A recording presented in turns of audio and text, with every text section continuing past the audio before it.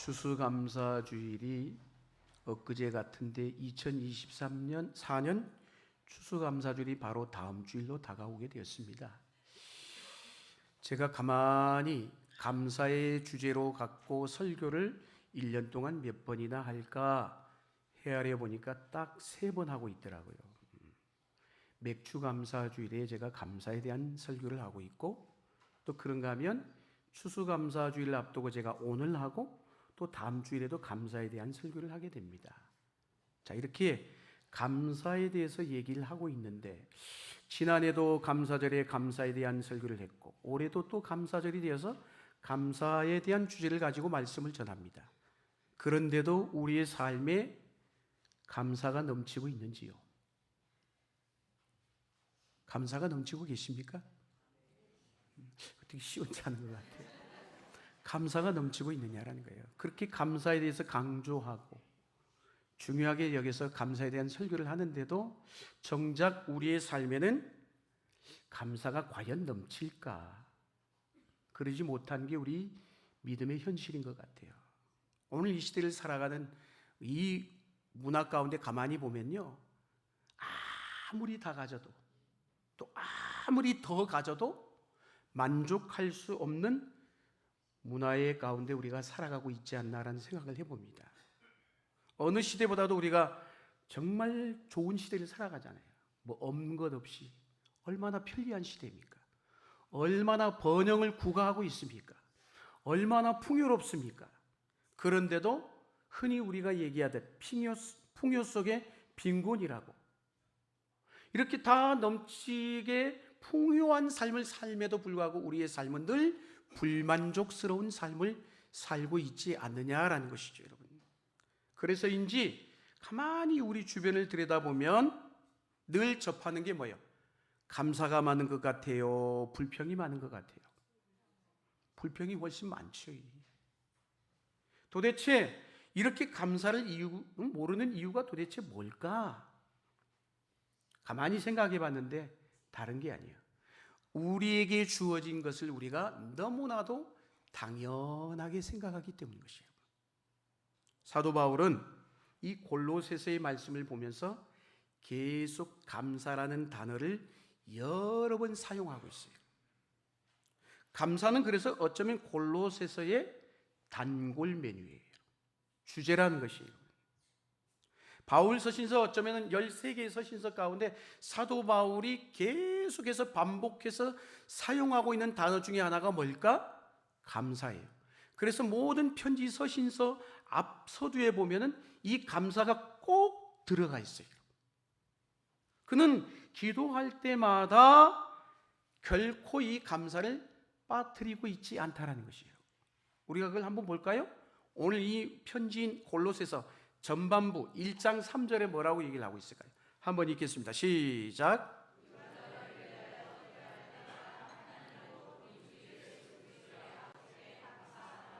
네, 내가 너희를 위하여 기도할 때마다 하나님 아버지께 뭐예요? 감사한다라고 있어요. 감사한다. 뿐만이 아니에요. 조금 더 지나서 1장 12절에도 또 이렇게 얘기를 하고 있어요. 한번 읽겠습니다. 우리로 하여금 빛 가운데서 성도의 기업의 부분을 얻기에 합당하게 하신 아버지께 감사하게 하시기를 원하노라. 아멘. 그뿐만이 아니죠. 정작 오늘 우리가 들여다보는 이 본문 딱 짧은 3구절이에요. 3구절, 9절, 9절, 9절, 15절, 16절, 17절, 딱 이 3구절마다 뭐가 나와요? 감사가 나오고 있어요. 왜 이렇게 구절마다 감사를 얘기했을까요? 감사가 그만큼 중요하다는 거예요. 감사를 강조하고 있다는 거예요. 그래서 오늘 말씀의 제목처럼 우리 신앙생활의 중심은 뭐라는 거예요? 감사라는 거예요. 할렐루야. 우리가 잘 아는 데살로니가전서 5장 18절에 뭐라고 얘기합니까? 우리 한번 읽을까요? 범사에 감사라. 이것이 그리스도 예수 안에서 너희를 향하신 하나님의 무엇이다? 뜻이니라 라고 했어요. 이처럼 감사라는 주제는 우리 믿음의 성도들에게 있어서 굉장히 중요한 덕목이라는 거예요, 여러분. 그리고 어쩌면 성도들이 살아가야 될 삶의 모습을 이야기하라고 하면 딱 이 단어인 거예요. 감사의 삶인 것이에요. 여러분, 그럼에도 불구하고 이 감사의 삶이 쉬워요, 어려워요? 어렵죠. 만약 우리가 정말 이 말씀처럼 우리의 삶에 감사의 삶이 지속될 수 있다면 그 인생은 기가 막힌 인생이 되는 거예요. 초월적인 삶을 살게 된다는 것이에요, 여러분. 우리가 영적 삶을 보면은 가장 밑바닥에서부터 그 다음 단계, 그 다음 단계 이렇게 한 단계씩 올라가다 보면 맨 꼭대기가 있어. 영적 맨 삶의 꼭대기 상층부에 뭐가 있을까? 그 상층부에서 일어나는 일이 뭘까? 다른 게 아니에요. 감사예요. 그러기에 감사는 결코 쉬운 게 아니에요, 여러분. 여러분, 사촌이 논을 샀는데 왜 배가 아플까요? 배 아프잖아요, 여러분. 남이 잘 되는 것. 부러워한다는 건 뭘까요? 배가 아프다는 말인 거예요, 여러분. 무슨 얘기일까요? 내가 가진 것으로 만족하지 못하기 때문인 것이에요. 왜 남의 떡이 커 보이죠? 비교하다 보면 자꾸 내가 가진 게 초라해 보이기 때문인 것이에요. 가까운 사람에게 내가 지금 시기와 질투심을 느끼고 있다면 나는 지금 감사의 삶이 아니라 불만족의 삶을 살고 있다는 증거인 거예요. 다른 사람의 것을 부러워한다면 그 사람은 감사를 잃어버릴 가능성이 훨씬 높다는 것입니다. 성경이 말씀하죠. 즐거워하는 사람과 함께 더불어 즐거워하고 우는 자들과 함께 더불어 울라라고 얘기를 하고 있어요. 근데 우리는 장례식장 가서 나도 죽음에 대해서 생각하다 보니까 나에게 가까운 일이다 보니까 내가 함께 그 슬픔을 함께 또 울어주고 슬퍼하긴 그건 잘해요, 여러분. 하지 말라고 해도 남의 슬픔이 나에게 전달이 돼서 울잖아요, 여러분. 괜히 우는 사람도 있어, 어찌 보면. 그런데 누군가가 잘 됐어. 정말 함께 박수 쳐주고 즐거워할 일이야. 그런데 진짜 중심에서 우러나와서 진심으로 그 사람을 위해서 박수 쳐주고 즐거워할 수 있을까요? 쉽지 않아요, 여러분.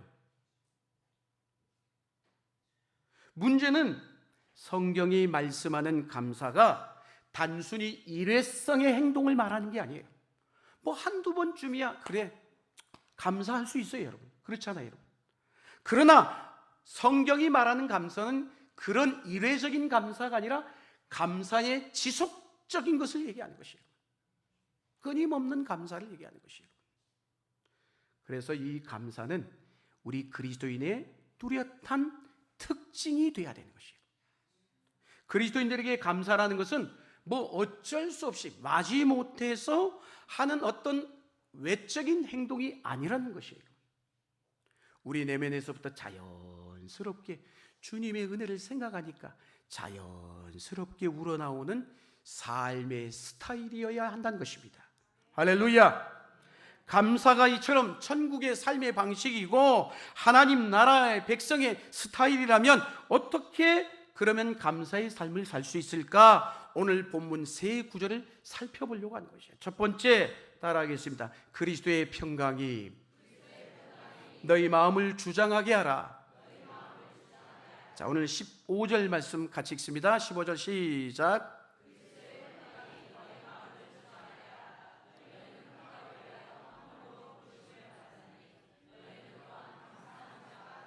아멘. 오늘 이 15절에서 우리가 주목해야 될 문구가 하나가 있어요.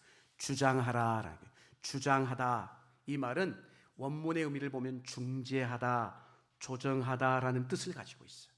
근데 이 의미가 굉장히 중요해요. 왜 중요하냐? 죄성을 우리 인간은 다 죄의 본성을 갖고 있어요. 그러다 보니까 어느 순간인가 어느 한쪽으로 기울게 돼 있어요. 특별히 어느 쪽으로 기울까요? 감사 쪽으로 기울겠습니까? 아니면 불평 쪽으로 기울겠습니까? 우리를 들여다보면 알아. 나를 보면 알아. 내가 감사 쪽으로 기우는 것 같아요? 불평 쪽으로 기우는 것 같아요? 대답을 해보세요. 부끄러운 거예요? 불평 쪽으로 기울기가 훨씬 쉬워요, 여러분.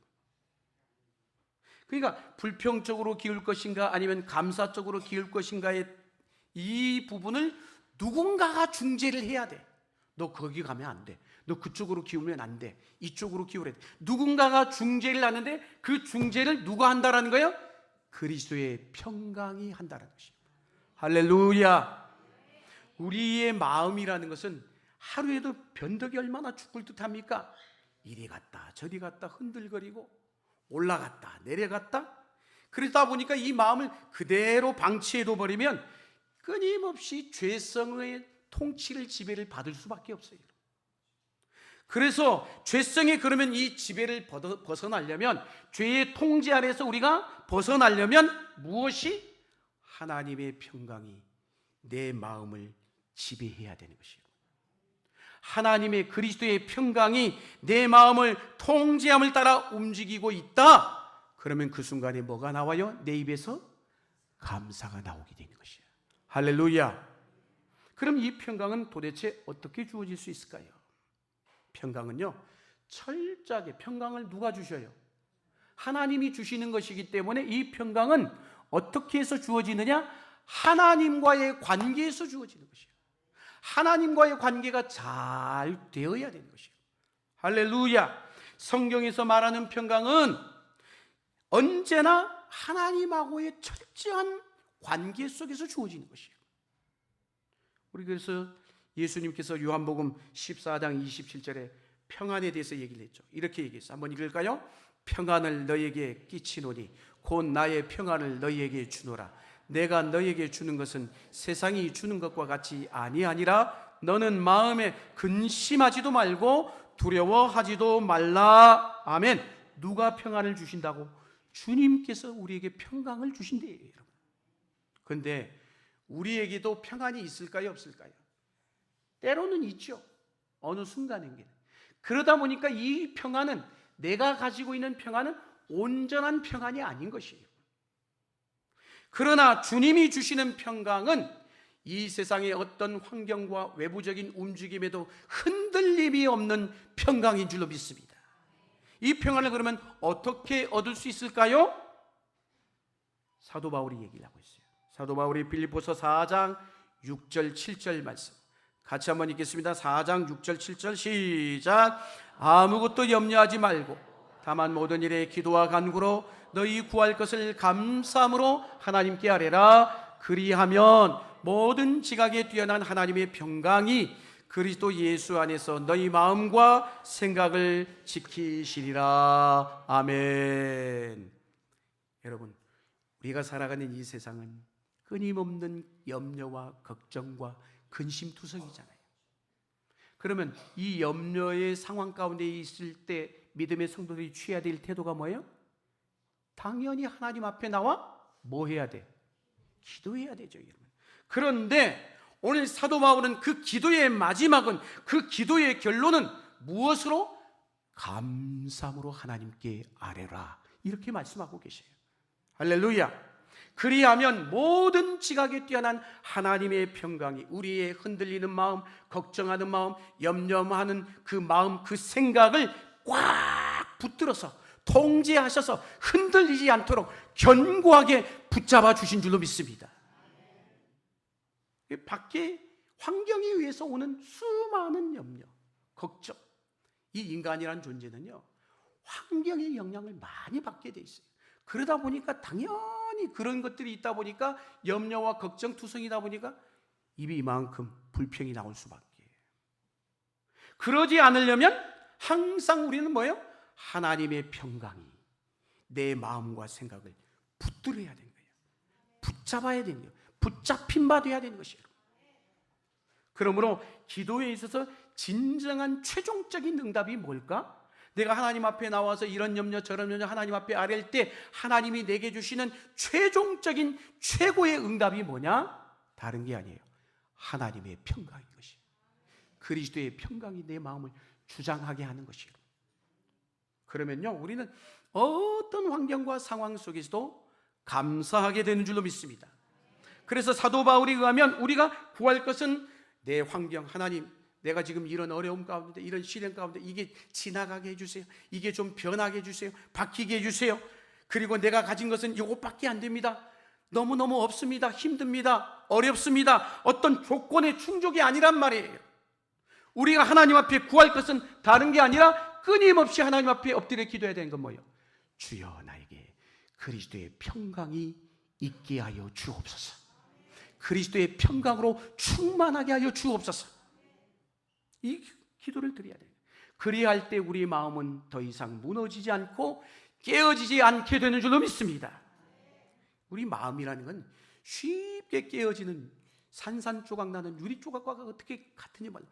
별 얘기도 안 하는데 보면 가만히 보세요.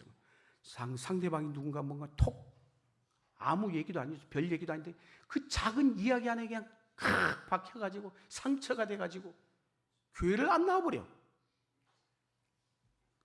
이렇게 우리 마음이 약해요, 여러분. 우리의 마음을 그러나 지켜주시는 그분에 의해서 우리 마음이 그래서 견고해지지 않으면 우리는요 하루도 수도 없이 그냥 천국과 지옥을 오르락 내리락 하기. 그게 우리 마음인 거예요.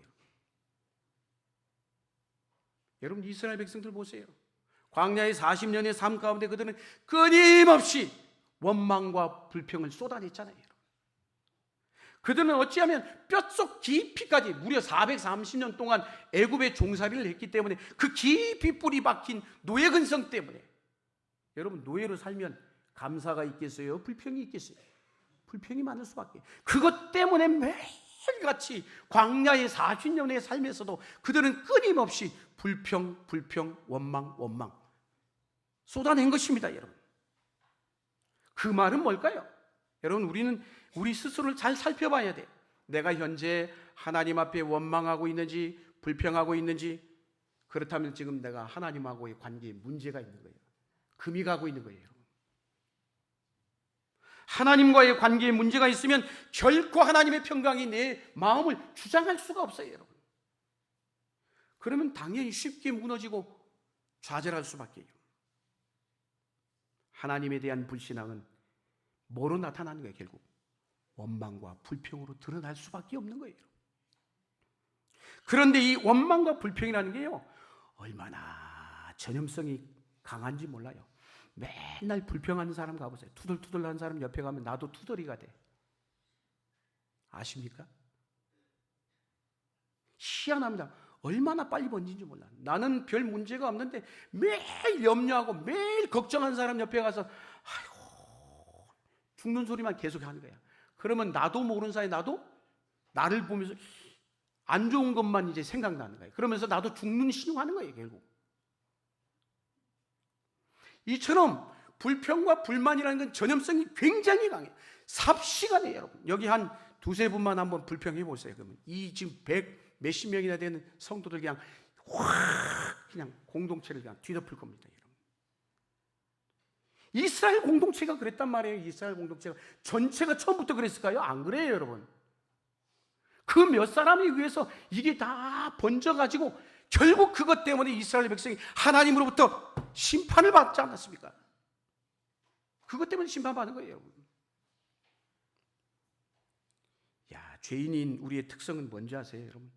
희한한 건 우리 인간은요 안 좋은 것은 가르쳐주지 않아도 왜 그렇게 빨리 배우는지 몰라. 우리 아이들이 어린이집 다니다가 초등학교를 가보세요. 가장 먼저 배우는 게 뭘까요? 욕이야, 욕. 안 가르쳐줘도 잘해요, 여러분.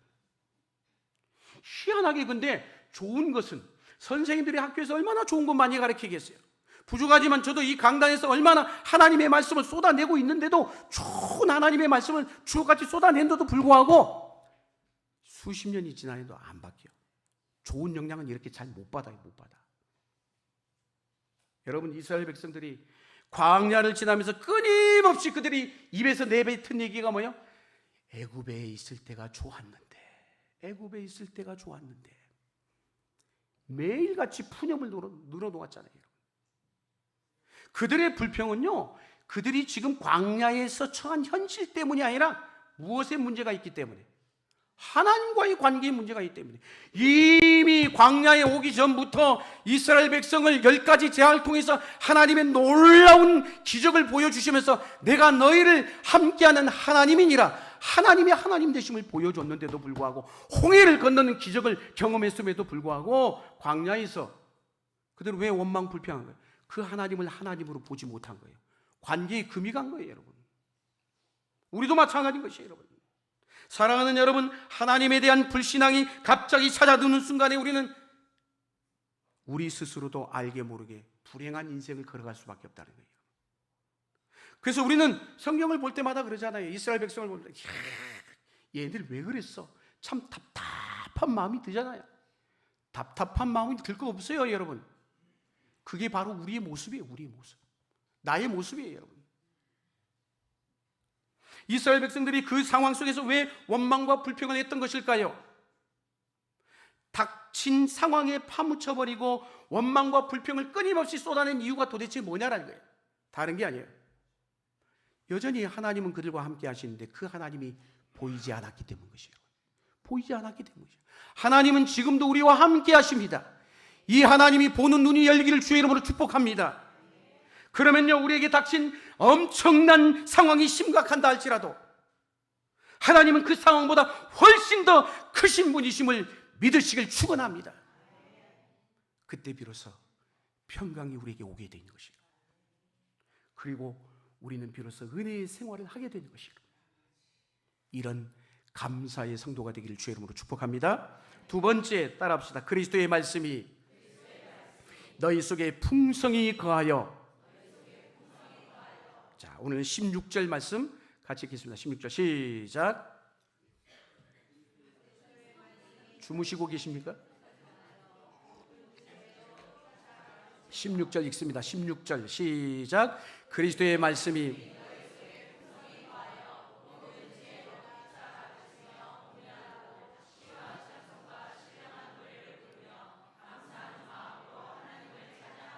아멘. 여기 보세요. 그리스도의 말씀이 너희 속에 뭐하여? 풍성히 거하여. 풍성히 거하여. 우리 마음속에 뭘 얘기하는 걸까요? 즉 우리 안에 무엇을 채우느냐가 중요한 것이에요. 여러분 안에 무엇이 있느냐는 거예요. 우리 안에 채워져 있는 것에 의해서 왜? 우리의 삶은 영향을 미치기 때문인 것이에요. 여러분, 우리의 먹는 것이 우리의 육체에 영향을 미쳐요, 안 미쳐요? 미치잖아요. 그래서 좋은 것 얼마나 찾아 먹습니까, 여러분? 그런 것이 내 육체에 들어오면 내 육체의 건강을 잇고 에너지를 힘입게 되는 것이기 때문에 마찬가지예요. 우리 영혼도 똑같다라는 것이에요. 우리 영혼도 무엇을 먹느냐에 따라 달라지게 되어 있는 것이에요. 우리가 보는 것에 의해서 얼마나 영향을 많이 미칩니까? TV 드라마를 본다든지 인터넷을 본다든지 영화를 본다든지 홈쇼핑을 그냥 눈이 빠지도록 본 그런 것 때문에 영향을 받아요. 우리가 안 받습니까? 받죠, 여러분. 매일 듣고 보는 것이 우리의 생각과 우리의 언어와 우리의 가치관과 우리의 세계관에까지도 영향을 미친다는 것이에요. 그렇잖아요, 여러분. 그러다 보면 이게 쌓여서 나도 모르는 사이에 우리 안에 깊이 자리 잡게 되어 있는 것이에요. 여러분, 세상으로부터 온 메시지에 감염되어서 그것이 때로는 내 삶을 주장해 갈 때가 있잖아요. 세상이 주는 것 때문에, 그것 때문에 내 삶에 영향을 미쳐요. 세상의 문화 속에 거짓된 메시지들이 얼마나 많이 떠돌아다닙니까? 그것이 우리의 귀에 들려서 나도 모르는 사이에 나도 모르게 영향을 받고 살아가고 있어. 그러면서 그런 나를 보면서 깜짝깜짝 놀랄 때가 있어요, 여러분. 본문 16절에 뭐라고요? 그리스도의 말씀이 너희 속에 뭐하여? 풍성히 거하여. 이 부분을 주목해야 돼요, 여러분. 그리스도의 말씀이 곧 우리의 생각, 우리의 언어, 우리의 행동, 우리의 모든 말을 지배해야 되는 것이에요. 그러려면 뭘로 채워야 돼? 하나님의 말씀으로 가득 채워야 돼요. 말씀으로 가득 채워야 돼요. 말씀이 풍성히 거하게끔 해야 돼요. 단순히 그거는 성경을 읽는 것만으로는 안 되는 것이에요, 여러분. 매일 말씀을 읽고 주야로 묵상하는 자가 되어야 되는 것이에요. 말씀이 우리의 생각, 우리의 마음에 깊이 스며들어서 이 말씀이 우리의 영혼에 깊이 채워지도록 해야 되는 것이에요. 우리도 모르게 그러면 비정상을 정상으로 알고 있는 잘못된 개념들이 얼마나 많이 있는지 몰라요. 사람들이 그러니까 세상이 그러니까 나도 모르게 우하고 따라가. 근데 그런 잘못된 것들을 고스란히 교회 안에까지 들고 와요. 그걸 말씀으로 다 걷어내야 되는 것이에요. 제거해내야 되는 것이에요. 그리고 하나님의 진리 안에 우리의 마음을 정리하여서 세상의 문화로부터 한 주간 내내 영향받았던 것들 다 걷어내는 작업을 매일 해야 되는 것이에요. 그러지 않으면 이게 나도 모르게 하나씩 둘씩 쌓여가다 보면 나도 모르게 예수 믿는다인데도 세상의 가치관에 끌려가고 있는 우리 자신을 발견하게 되는 것이에요. 이런 거짓된 진리에서 헤어나오려면 대충 말씀을 보시면 안 돼요, 여러분. 핵심은 따라합시다. 말씀 충만. 다른 게 아니에요. 말씀 충만인 거예요, 여러분. 말씀이 우리 안에 충만하면 그 말씀에 새로운 안경을 끼고 이 세상을 보게 돼 있어요. 눈에 보이는 것들에 속지 않게 돼 있다는 거예요. 말씀의 안경을 끼었기 때문에. 세상이 말하는 축복과 여러분 성경이 말하는 축복에 대해 오해를 할 때가 한두 번이 아니에요, 여러분. 세상의 축복을 고스란히 그걸 가지고 와서 교회에 와서 주님 복 주십시오 이러고 있어요, 여러분. 하나님의 말씀을 깊이 근데 알아가다 보면 그 말씀이 채워지다 보면 자연스럽게 이거는 하나님이 기뻐하는 게 아니구나 구별되게 돼 있는 것이에요. 하나님의 말씀이 우리 안에 충만하게 채워질 때 결코 우리는 세상의 원리를 따라가지 않고도 살 수 있게 된다는 것이에요. 오늘 본문과 똑같은 병행 구절인 에베소서 5장 18절에 이렇게 말씀합니다. 읽겠습니다. 시작.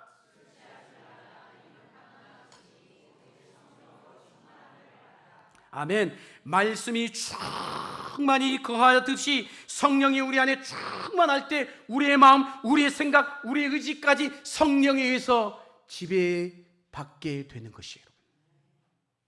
말씀이 충만하여 말씀이 완전히 우리의 내면 세계를 지배할 때 우리의 삶이, 우리의 생각이, 우리의 언어가 무엇이 주장해요? 말씀이 주장하는 것이에요.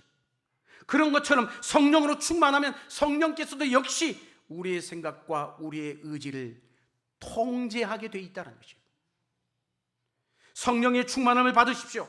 그러면 우리는요 능히 세상을 이길 수 있고 이 오염된 세상의 사고와 세상의 사상 속에 빠져들지 않고 성령의 능력으로 이기며 살아가게 될 줄로 믿습니다.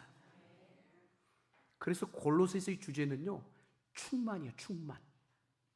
충만이에요. 처음부터 계속 그리스도로 충만하라, 충만해야 됩니다. 말씀으로 충만하라, 성령으로 충만하라, 예수로 충만하라.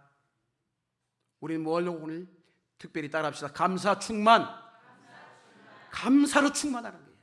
똑같은 일맥상통하는 말인 것이에요, 여러분.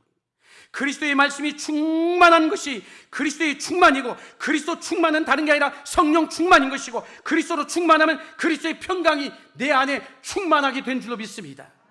그러면 감사 충만으로 이어지게 되어 있는 것이에요. 목표는 그리스도의 말씀이 내 안에 풍성히 거하여서 차고 흘러 넘쳐야 되는 것이에요.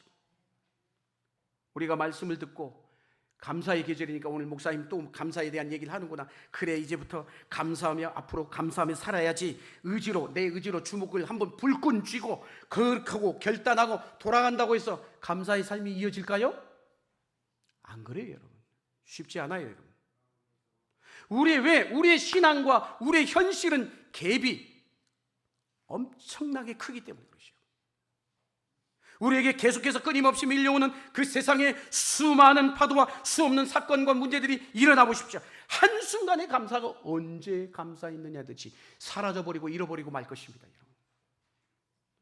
거기에서 승리하는 길에서 비결은 다른 게 아니에요. 하나님의 말씀을 일평생 동안 오늘도 말씀, 내일도 말씀, 끊임없이 말씀으로 채워나가는 작업이 있어야 되는 것이에요.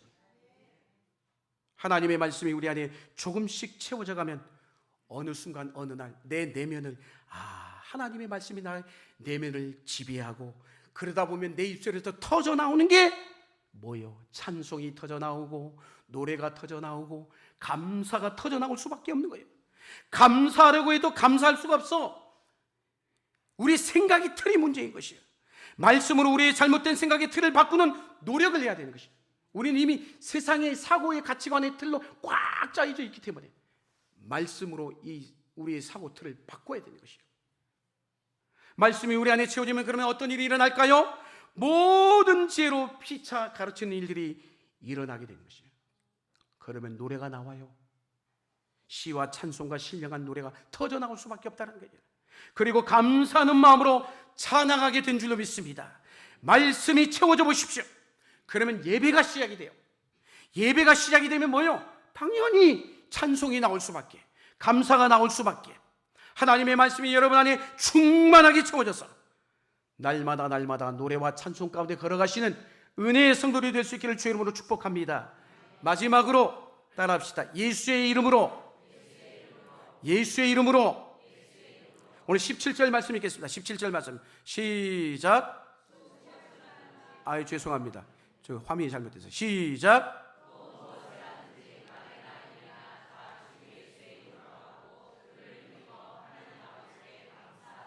아멘. 여기에 주 예수의 이름으로 하라라는 말은 우리의 소속이 뭐냐라는 거예요. 우리의 소속이 뭐냐라는 거예요. 여러분, 그 시대 속에 예수의 이름으로 행동하고 예수의 이름으로 일하고 예수의 이름으로 말하는 우리의 신분, 우리의 정체성이 무엇인가를 말하는 것이에요. 여러분, 우리는 세상 사람들과 다르게 하나님께로부터 부름받은 백성인 거예요. 우리가 그리스도의 이름을 부르며 살아간다는 것은 뭘까요? 우리의 삶이 더 이상 우리에게, 이 세상에 나에게 속해 있는 것이 아니라 누구의? 하나님에게 속해 있구나. 그래서 하나님의 손이, 우리의 삶이 우리의 하나님의 손에 달려 있다는 것을 의미하는 것이에요. 우리가 실패한 것처럼 보여도 하나님은 우리를 결코 실패로 끝나지 않게 할 것이라는 믿음을 가지셔야 됩니다. 분명히 얘기하잖아요. 그를 힘입어 하나님 아버지께 감사하라 라고 했어요. 감사의 대상이 누구예요? 하나님이라는 거예요. 여러분, 왜냐하면 우리의 모든 삶에 주어진 것, 모든 선한 것, 모든 좋은 것은 빛들이 아버지이신 하나님께로부터 주어진 것이기 때문에 어떤 것에 대하여 감사하더라도 그 감사의 궁극은 하나님이시라는 것이에요. 예를 들어서 어떤 사람이 나를 도와줬어. 감사할 일이죠. 감사해, 고마워. 그렇지만 그 사람을 붙여서 돕게 하신 분이 하나님이심을 잊지 말아야 되는 것이에요. 그러기에 오늘 그를 힘입어 하나님께 감사라. 그 말은 뭐예요? 우리 힘으로는 감사가 잘 안 돼요. 제가 얘기했잖아요. 서두에 감사가 쉽지 않다라고. 하나님의 힘이 우리에게 주어져야 감사할 수 있고, 하나님이 우리를 도와주셔야 우리에게 닥친 상황을 뛰어넘어 감사하게 된 줄로 믿습니다. 바울은 지금 로마의 감옥 안에서 이 편지를 쓰고 있는 거예요. 어디 좋은 레스토랑에서 편안한 방에서 들어 누워가지고 이 편지를 쓰는 게 아니란 말이에요. 바울뿐만이 아니라 1세기를 살았던 믿음의 성도들은 예수를 믿는 순간 환난과 핍박과 시련 속에 사로잡히게 되고 그들의 상황은 정말 한 치 앞도 못 보는 상황이 벌어지게 될 수밖에 없었어요. 그런데 보세요, 여러분. 감옥 속에서 사도 바울이 쓴 편지를 보세요. 그 편지 13개의 서신서를 계속 보면 편지의 서두마다 항상 빠지지 않는 게 있어요. 뭘까요? 감사예요. 감사란 말이에요. 환경은 좋지 않고 열악하고 힘든 상황 속에도 감사가 있는 힘은 다른 게 아니라 사도 바울이 그런 상황 속에도 왜 감사가 나온 것이요? 그리스도 때문인 것이에요. 그리스도 때문이란 말이에요. 일어난 상황이 내 인생을 바꿔놓지 못한 거예요. 여러분. 사랑하는 여러분, 우리의 인생은 하나님의 손에 달려있는 줄로 믿습니다. 그러기에 우리는 날마다 예수의 이름, 그리스도의 이름을 붙들고 살아야 되는 것이에요. 그러면 우리의 삶은 우리만으로 결정되는 게 아니에요. 여러분. 그리스도를 붙들고 살기 때문에 우리의 운명은 그리스도와 연결되어 있는 거예요. 그렇기 때문에 그분이 내 인생을 이끌어 가시는 것이에요. 그것이 우리 믿음의 성도의 당당함이고 자신감이어야 되는 것이에요. 우리가 아무리 힘들어도 찬송할 수 있는 근거가 있다면 뭘까요? 그리스도인 것이에요. 그리스도 때문이라는 거예요. 그리스도가 우리의 삶의 주인 되시고 그분이 우리의 삶을 충만하게 지배하고 있다면 우리는 어떤 환경 속에도 능히 이길 줄로 믿습니다. 감사는요, 치유를 낳아요. 치유를. 감사하지 못하고 있다면 지금 마음이 병들어 있는 거예요. 끝도 없이 더 많은 것을 요구하는 불만족의 병은 결국 내 인생을 망가뜨리는 것이에요. 감사하지 못하는 마음에는 또 무엇이 있느냐? 교만함이 있어요. 교만함. 감사하지 못하는 마음에는 허영이 있고 병이 들어있다는 것이에요. 병든 마음을 치유하는 명약 하나를 제가 소개한다면 다른 게 아니에요. 뭐예요? 감사의 명약인 것이에요. 할렐루야. 지금 주어진 상황이 힘든 상황이라 할지라도 그 상황마저 그래 하나님이 내 인생 가운데 허락하신 이 순간이 어렵지만은 최상의 순간이라고 고백하시길 바랍니다. 지금 내 상황은 내 눈에 보이지 않지만은 하나님의 관점에서 보면 우리 인생을 빚어가시는 최상의 한순간인 것이에요. 우리는 모든 것들이 하나님의 손 안에서 이루어져감을 믿으셔야 하는 것이에요.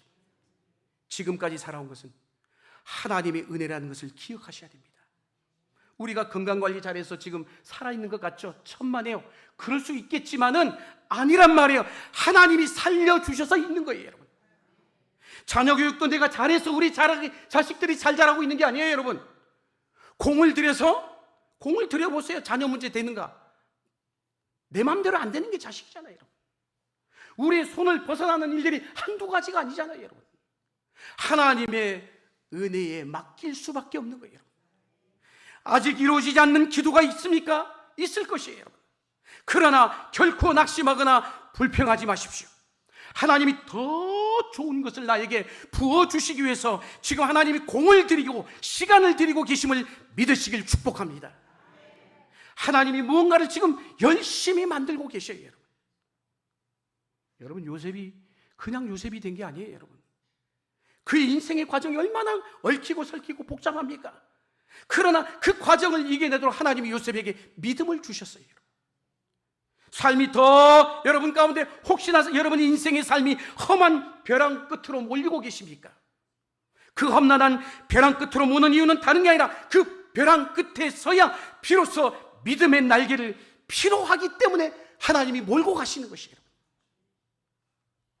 믿음의 날개를 달고 나르시게 하기 위함인 것이에요. 혹 여러분 가운데 끊임없이 좋지 않은 일만 일어나고 계신지요? 반드시 하나님의 반전이 일어날 것입니다. 주님이 우리가 가는 길을 앞장서서 인도해 가고 계십니다. 그게 바로 우리가 감사해야 될 이유인 것이에요. 감사의 근거는 내가 아니고 우리가 아니라 하나님이시라는 거예요. 하나님을 묵상하면 감사할 것밖에 없어요. 그래서 골로새 2장 7절에 이렇게 얘기하죠. 그 안에 뿌리를 박으며 세움을 받아 교훈을 받은 대로, 그 다음 뭐라고 있어요? 믿음에 굳게 서서 감사함을 넘치게 하라. 그냥 감사가 아니요, 감사함을 어떻게 하라? 넘치게 하라라고 있어요. 할렐루야. 사랑하는 성도 여러분, 여러분 영혼 깊은 곳에서부터 터져나오는 감사가 있기를 축복합니다. 감사하면요, 지금 내가 만족하는 삶을 살고 있는 것이에요. 이미 천국을 누리고 있단 말이에요. 감사하는 삶을 사는 자를 이길 자가 없어요, 여러분. 감사야말로 우리 믿음의 성도의 삶의 표징이고 믿음의 완성의 모습인 줄로 믿습니다. 우리의 남은 인생, 이 감사로 하나님 앞에 영광을 올려드리는 삶을 사실 수 있기를 주의 이름으로 간절히 축원합니다.